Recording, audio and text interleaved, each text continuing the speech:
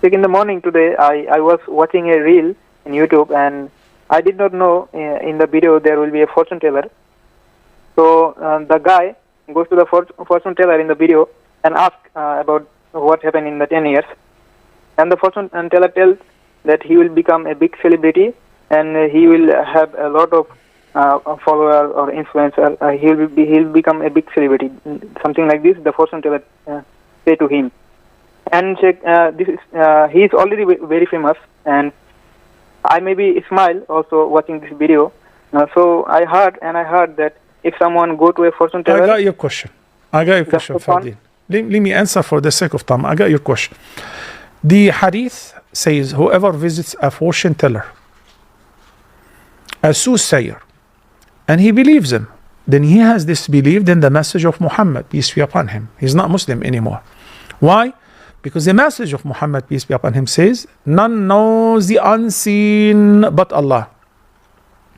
وَمَا تَدْرِي نَفْسٌ مَاذَا تَكْسِبُ غَدًا وَمَا تَدْرِي نَفْسٌ بِأَيِّ أَرْضٍ تَمُوتُ إِنَّ اللَّهَ عَلِيمٌ خَبِيرٌ. Last verse of Surah Luqman. No soul, humans, angels, jinn, animals, insects, you name them. No soul, what is going to happen to it in the future, near or far future, in the tomorrow, next hour. Only Allah knows. Alright? So fortune tellers are liars. They may suggest things, prophesy things. It may work. It may not work. But if you as a Muslim believe that those guys have an access to know the unseen, you become a non-believer.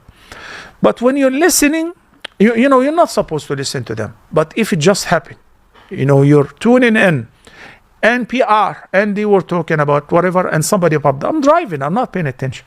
And this person said that the next year will have this and this and this and that, guaranteed because of the stars, because of this.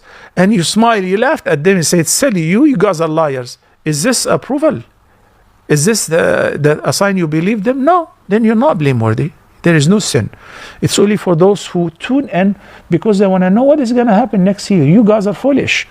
You don't know what is going to happen next moment. A fortune teller is the biggest liar in the world. A big sheikh debated a fortune teller, and the debate was public. And then the fortune teller claimed that he knows everything, he knows the future.